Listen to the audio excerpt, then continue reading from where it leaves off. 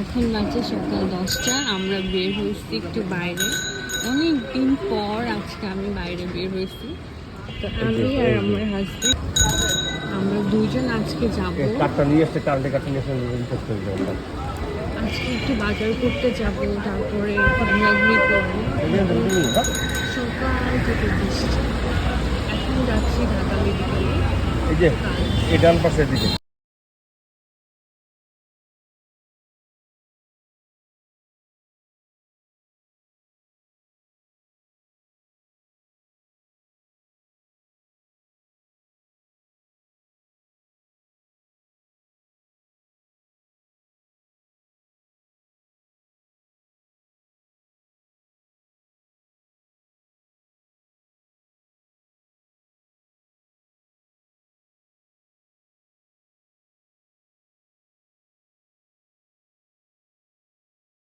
আমরা গল্প করতে করতে পৌঁছে গিয়েছিলাম ঢাকা মেডিকেল কলেজে। তো আমি এখানে 3টা ডক্টর দেখিয়েছি।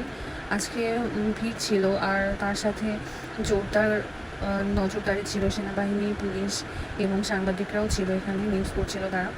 তো আমরা ডক্টর দেখানোর পরে চলে আসি পুরান ঢাকাতে আরিফ বিরিয়ানিতে। এখানে তাদের মেনু কার্ডটা দেওয়া আছে। তো আমরা এখানে নিয়েছিলাম স্পেশাল বিরিয়ানি, যেটা দাম ছিল 300 টাকা। তো এই যে বিরিয়ানি দেখতে পাচ্ছেন, এটা একদম মানে কী বলবো, খুবই মশলা কম একটা বিরিয়ানি। আর মানে আমার কাছে কেমন তেহি তেহি টাইপের একটা লাগছে, মানে আমার কাছে একটু ভালো লাগেনি। যদি বলি রেটিংয়ের কথা, তাহলে আমি দিব ওইটা 3 or 4। আমি জানি না মানুষ কেন এটা এত পছন্দ করে, আমার হাজব্যান্ডও অনেক পছন্দ করছে, কিন্তু আমার কাছে বিরিয়ানি এত লাইট ভালো লাগে না। আমার কাছে বিরিয়ানি ভালো লাগে যেগুলো অনেক মানে মশলাদায়ক হবে। বিরিয়ানি খাবো তো মশলা বেশি থাকবে, এটাই স্বাভাবিক কেমন আর কি। তো এখান থেকে ফার্স্টে হানিফ বিরিয়ানিটা ফার্স্টে ট্রাই করি। তো এখানে বেশ কয়েক পিস মাংস ছিল, আর হাড় ছিল ছোটো ছোটো। তো এরপরে যখন বিরিয়ানিটা খাওয়া শেষ হয়ে যায়, আমরা এরপরে আবার অন্য একটা বিরিয়ানি ট্রাই করতে চাই। তো আমরা চলে যাই হাজির বিরিয়ানিতে। হাজির বিরিয়ানিতে যেটা আমার কাছে সব থেকে বেশি ভালো লাগছে, তাদের ইন্টেরিয়রটা মানে অনেক পুরাতন একটা ভাইব দিবে এখানে। আর অনেক ভিড় ছিল, মানে প্রচুর ভিড় ছিল। হানিফ বিরিয়ানিতেও প্রচুর ভিড়, হাজির বিরিয়ানিতেও প্রচুর ভিড় ছিল। আমরা এই যে হানিফ বিরিয়ানি থেকে জাস্ট একটু বের হয়েছি, রাস্তায় জ্যাম, মানে এত ভিড় আছে, কিন্তু টিপ টিপ বৃষ্টি পড়ছিল সকালবেলা। তো আমরা বৃষ্টির মধ্যে আর কি বের হয়েছি বাসা থেকে। এরপরে আমরা হাজির বিরিয়ানির উদ্দেশ্যে যাই।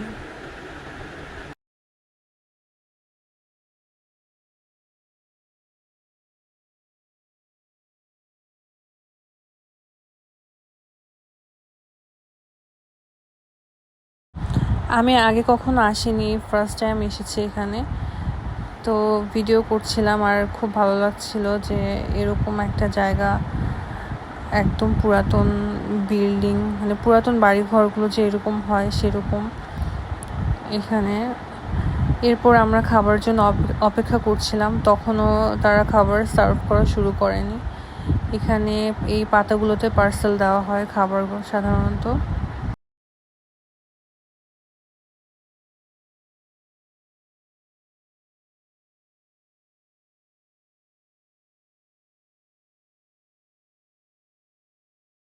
বসে বসে ভিডিও করছিলাম, কি করবার, খাবার জন্য অপেক্ষা করছিলাম।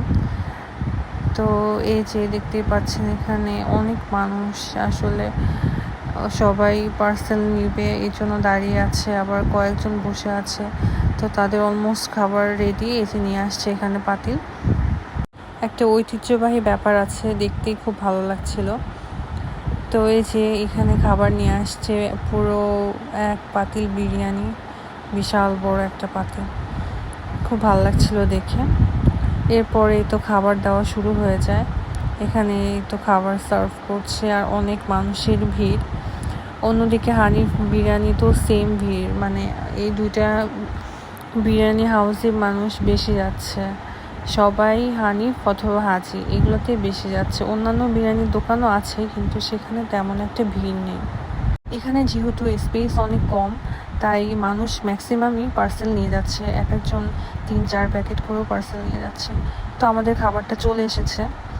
এখানেও সেম কালার, মানে কোনো মশলা নাই, খুব কম মশলা দিয়ে বিরিয়ানিটা বানানো হয়।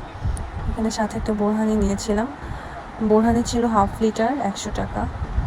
আর এখানে হাজির বিরিয়ানিতে দাম পড়েছিল 240 টাকা প্রতি প্লেট। কিন্তু কোয়ান্টিটি একটু কম মনে হয়েছে। হানিফ বিরিয়ানিতে যেহেতু দাম 300 টাকা, সেক্ষেত্রে কোয়ান্টিটি একটু বেশি, মানে ঠিকই আছে আর কি, কম না, ঠিকই আছে। তারপরে এখানে আমরা চলে আসি বিউটি লাচ্ছি অ্যান্ড ফালুদা। তো আমি ফার্স্টে ফালুদা খেতে চেয়েছিলাম, কিন্তু পরে আর খাইনি, কেমন যেন খেতে মন চাচ্ছিল না। একটা লাচ্ছি নিই আমরা। তো প্রচুর মিষ্টি হওয়ার জন্য এটাও আমার কাছে ভালো লাগেনি।